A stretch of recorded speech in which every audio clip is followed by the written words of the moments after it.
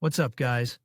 I'm Chad Barnes, and welcome to the channel. Here, it's all about real car talk, from simple fixes to smart driving tips and keeping your ride in top shape.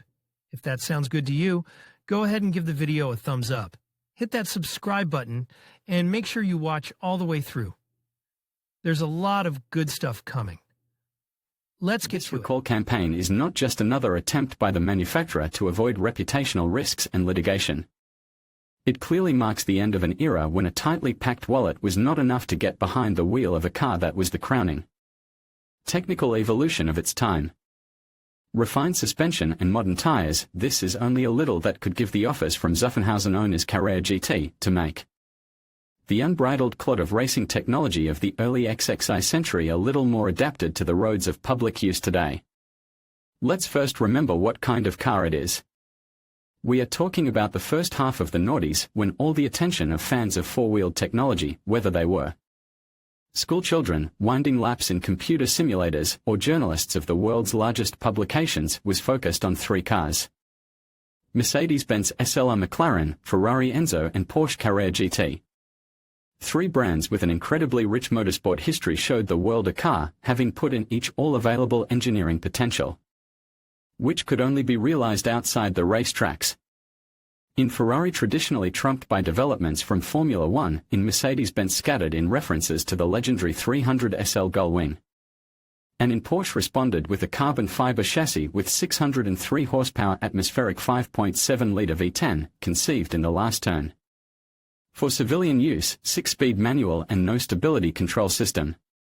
In 2006, a passenger of a Carrera GT was killed in an accident in California, and during the ensuing court case, the German manufacturer gave two reasons why they abandoned active safety in this model. The first, the design of the rear suspension with horizontal shock absorbers cannot provide correct work of escape, PSM in Porsche terminology.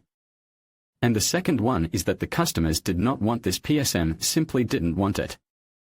They wanted to get full, not electronically washed out control over the car, providing the very feeling of unity with the iron, when the connection between the pilot and the mechanism is more analog than a sundial. It is unlikely that the defendant misrepresented the wishes of the potential buyer, and we are all well aware of the fact that driving skills are not sold with the vehicle, regardless of its value, from the statistics of accidents, regardless of city, country or continent.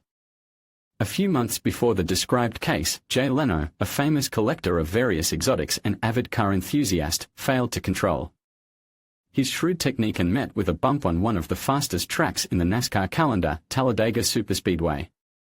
Yes, Jay Leno is not a professional athlete, but he has been behind the wheel of many fast cars and has an impressive amount of experience. However, he failed to keep the Porsche on a track with an ideal surface, where there are only 5 corners and all left turns.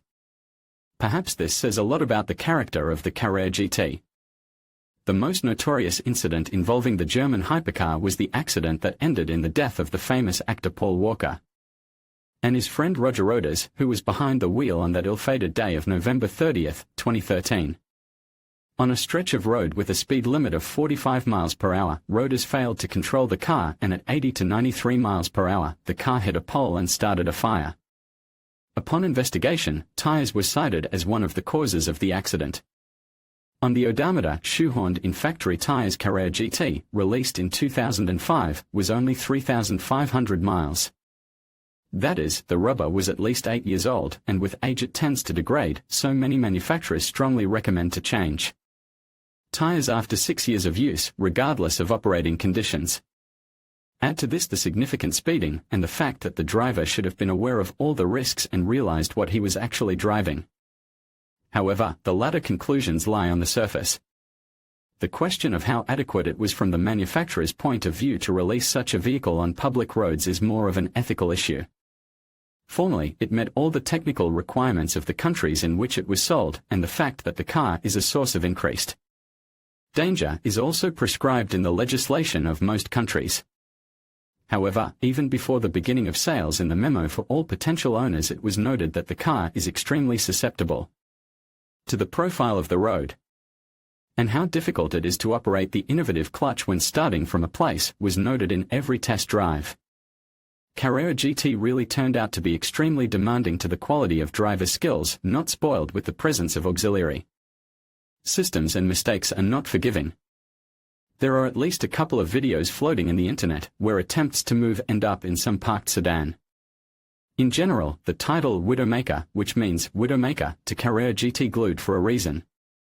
The original reason for the recall was cracks in the suspension ball joints, HJs, discovered during a service at a dealership in August 2019 on one particular car. Now a bit of chronology from the official Porsche report. A little later, on October 22, 2020, 20 cars were examined to better understand the nature of the problem, and the inspection revealed no critical damage caused by corrosion. The observations, which lasted until January 2023, showed that the X46CR13 steel used in the HQS did not have sufficient corrosion resistance, especially when used in regions with maritime climates and where roads are sprinkled with the notorious salt. That's why all cars sold in the US were recalled in April 2023.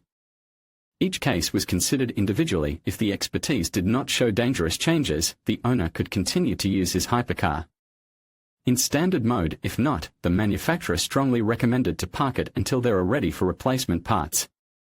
Rumor has it that at that time, Porsche was willing to offer a swap car and service in the range of $3,240 to put the Carrera GT back on the road after a long period of downtime. It's unclear what they were offering for the swap, but there's high doubt it was the 918 Spider that came to replace the Carrera GT in 2013.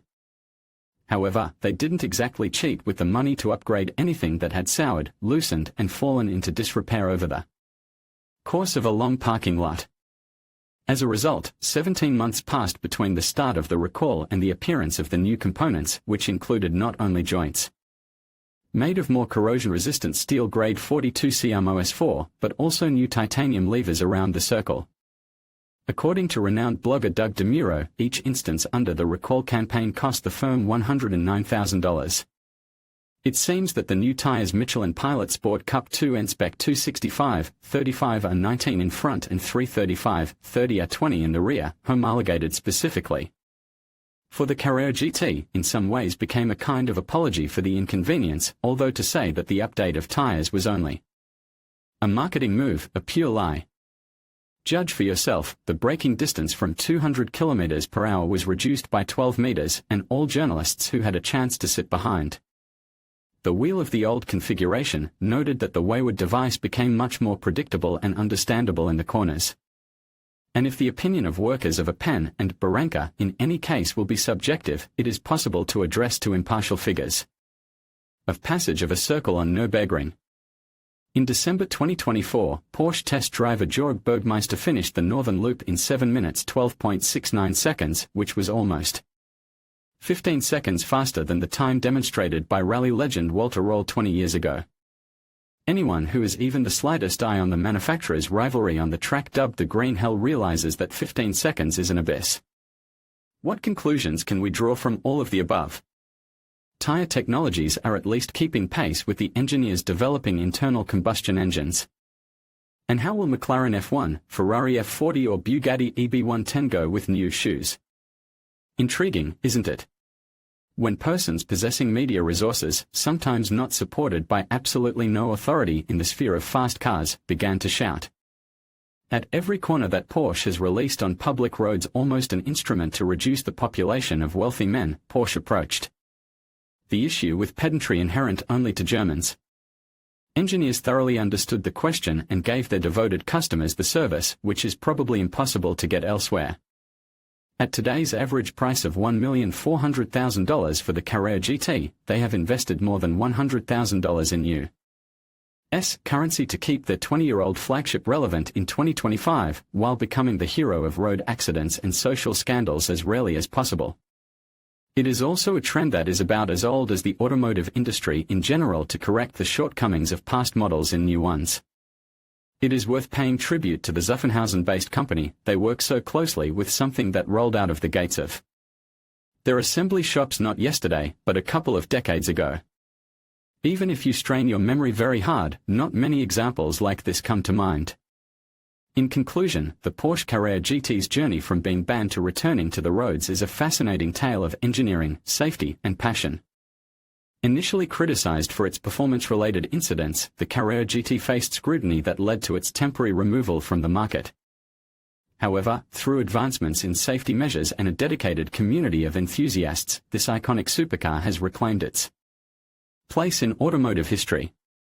Today, it stands as a testament to the balance between raw power and responsible driving, reminding us that with great performance comes great responsibility. Thank you for joining us as we explored the remarkable story of the Porsche Carrera GT.